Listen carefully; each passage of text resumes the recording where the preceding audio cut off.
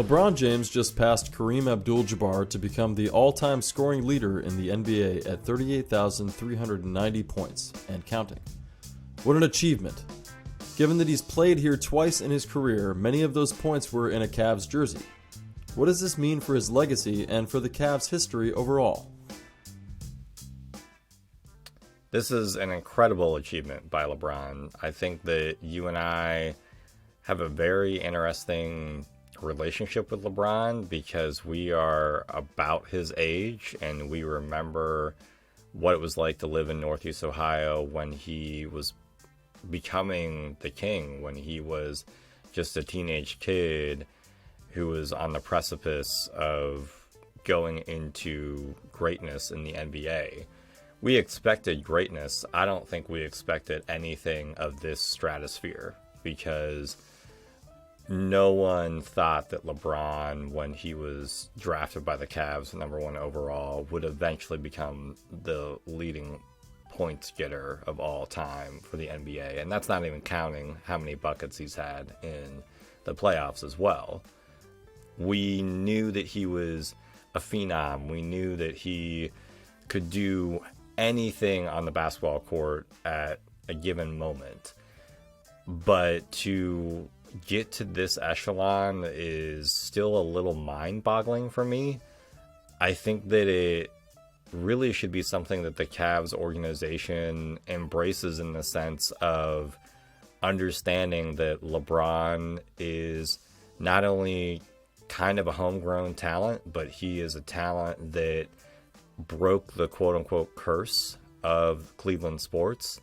And he has had a mixed bag of a relationship with Cleveland, but ultimately he's someone that still delivered when you look at all these other sports industries and how players make promises and whatnot and they don't deliver, and LeBron did. There is a little bit of a bittersweetness for me with him wearing purple and yellow because the NBA has been using it everywhere to celebrate this achievement, which is a little weird to me because ultimately he is not going to be a Laker in my mind and kind of never will be because he won a championship there, but I don't think he'll win anymore. And he's truly a Cleveland Cavalier first and foremost in my brain. Yeah, first and foremost, you're absolutely right. The relationship that we have with LeBron is very unique because we're not only his age, we've seen him come up from the very beginning of his career. We've followed a lot of it. I know a lot of Miami and now the Lakers stint. It was tough to watch that, as you mentioned. Kind of starting from where you ended, I agree. It's bittersweet to see him enjoy this achievement. I think for several years now, I've expected that he'll get there. But certainly, as you said, in the beginning, there was no expectation of that. I mean, we always joke around that there was a hard argument of who was going to be better, Carmelo Anthony or LeBron James. So, yeah. And, no offense to Melo, because it was never really fair to make that argument. And we knew that. We were always in agreement that LeBron was a singular talent and that if he could have a healthy, successfully long career, that he could achieve these types of accolades. But come on, all-time scoring leader of the NBA, you never can make that call. You can never say, that guy's going to do it. Especially when you know he has to unseat the great Kareem Abdul Jabbar, who by far, especially for the time that he played and the way that he played his position, it would be unreal to watch these two men play at their peak. Let's just put it that way. So I was happy that I was out and I actually got to see the moment that it happened. And I was also quite tickled at how they had to play quite a bit of Cavs highlights in the beginning. And, we'll always have a chip on our shoulder for the fact that locally and nationally and all that stuff, we don't really matter as far as a team is concerned. And LeBron put us on the map.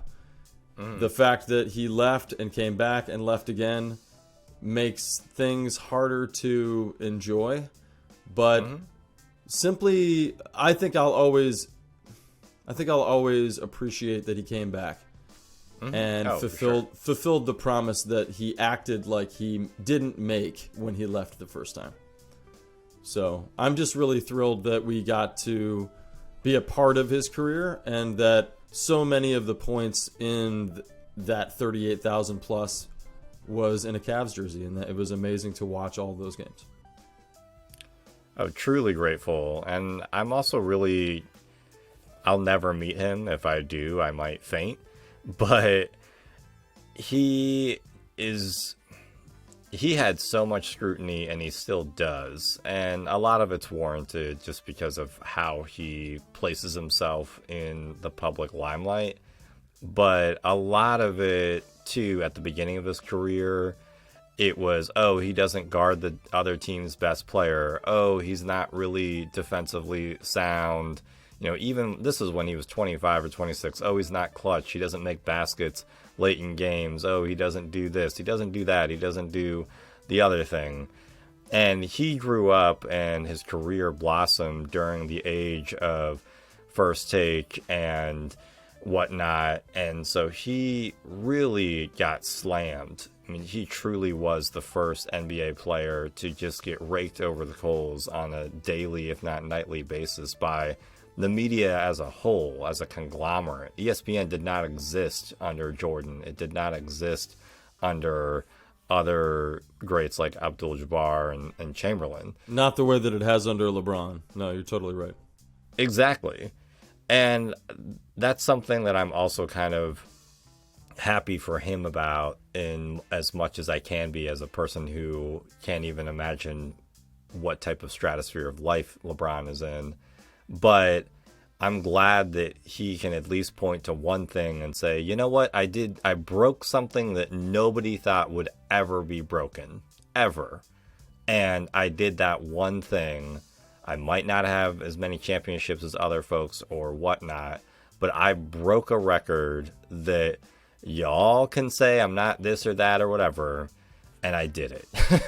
So that's kind of a Cleveland mentality to me. That's an Ohio, Northeast Ohio mentality a little bit. There is a level of chip on your shoulder where it's like, you know what? I did one dang thing that nobody else did really well. Goodbye. Yeah.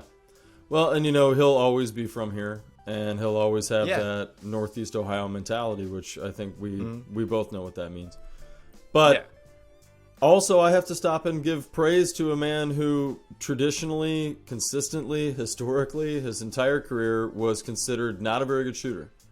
Especially being the heir apparent to Michael Jordan's throne. Right. He was not supposed to be able to get here simply because he didn't have the touch. And I think that's something that not only it's something that I noticed when he came back to play for us, but it's something I've noticed ever since, that he's really grown into the type of shooter that you can trust at any point on the court. And even from three, which he used to be just all about his fadeaway threes. Yeah. But he let go of the look and became more technically accurate over the years, and that's a part of why this achievement was actually fulfilled. So good for him. And I love your point of the fact that ESPN was not what it was in the time of his coming up and going through the NBA for, Jordan or any of these other guys. And, I just think of Stephen A. Smith and Skip Bayless and all those guys that they never gave him any kind of credit, because for them, well, how dare you compare him to Michael Jordan?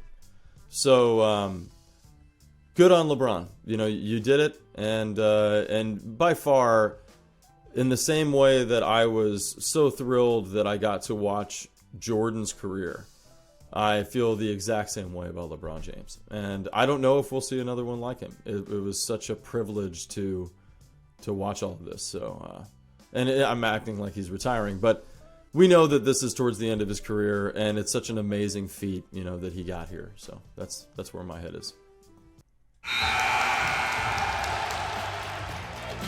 Thank you for listening to the Cavaliers Basketball Club podcast. Let's go Cavs!